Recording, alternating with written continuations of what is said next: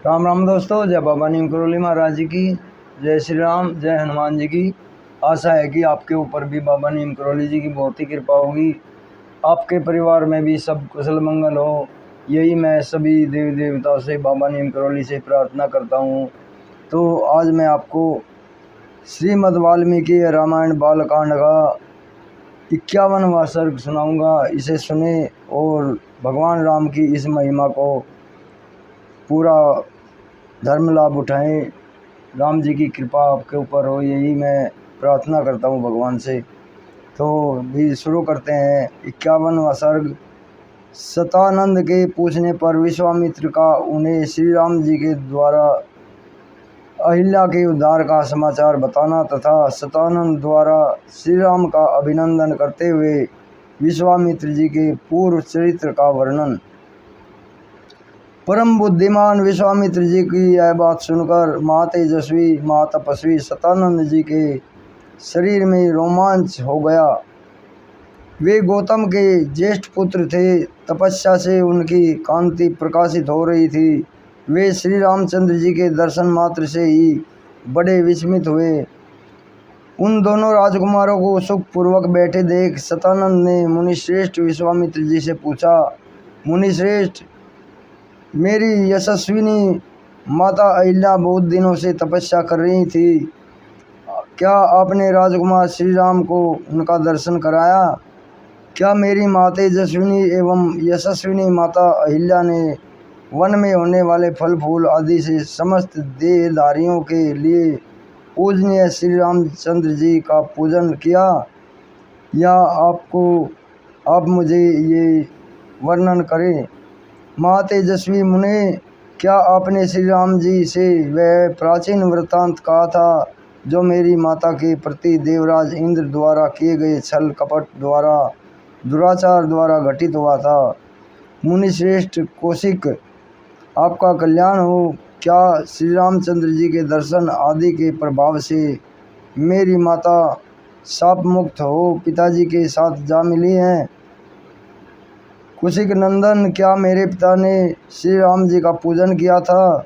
क्या उन महात्मा की पूजा ग्रहण करके ये माँ तेजस्विनी श्री राम यहाँ पधारे हैं? विश्वामित्र जी, क्या यहाँ आकर मेरे माता पिता द्वारा सम्मानित हुए श्री राम ने मेरे पूज्य पिता का शांत चित्त से अभिवादन किया था? सतानंद का यह प्रश्न सुनकर बोलने की कला जानने वाले महामुनि विश्वामित्र ने बातचीत करने में कुशल सतानंद को इस प्रकार उत्तर दिया, मुनिश्रेष्ठ, मैंने कुछ उठा नहीं रखा है। मेरा जो कर्तव्य था मैंने उसे पूरा किया। महर्षि गौतम से उनकी पत्नी अहिल्या उसी प्रकार जा मिली है जैसे भृगुवंशी जमदग्नि से रेणुका मिली है। बुद्धिमान विश्वामित्र की यह बात सुनकर माँ तेजस्वी सतानंद ने श्री रामचंद्र जी से यह बात कही। नरश्रेष्ठ, आपका स्वागत है। रघुनंदन, मेरा अहोभाग्य जो आपने किसी से पराजित न होने वाले महर्षि विश्वामित्र को आगे करके यहाँ तक पधारने का कष्ट उठाया। महर्षि विश्वामित्र के कर्म अचिंत्य हैं। ये तपस्या से ब्रह्म ऋषि पद को प्राप्त हुए हैं। इनकी कांति असीम है और ये माँ तेजस्वी हैं। मैं इनको जानता हूँ। ये जगत के परम आश्रय हितैषी हैं।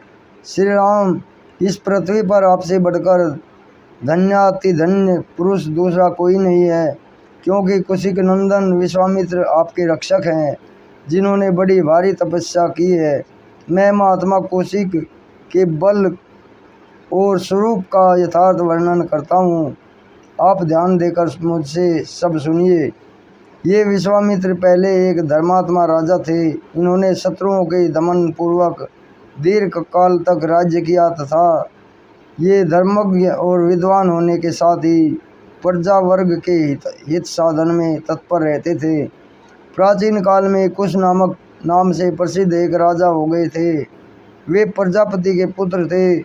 कुश के बलवान पुत्र का नाम कुशनाभ था। वह बड़ा ही धर्मात्मा था। कुशनाभ के पुत्र गादी नाम से विख्यात थे। उन्हीं गादी के महातेजस्वी पुत्र ये महामुनि विश्वामित्र जी हैं। महातेजस्वी राजा विश्वामित्र ने कई हजार वर्षों तक इस पृथ्वी का पालन तथा राज्य का शासन किया। एक समय की बात है, महातेजस्वी राजा विश्वामित्र सेना एकत्र करके एक अक्षयहिणी सेना के साथ पृथ्वी पर विचरने लगे।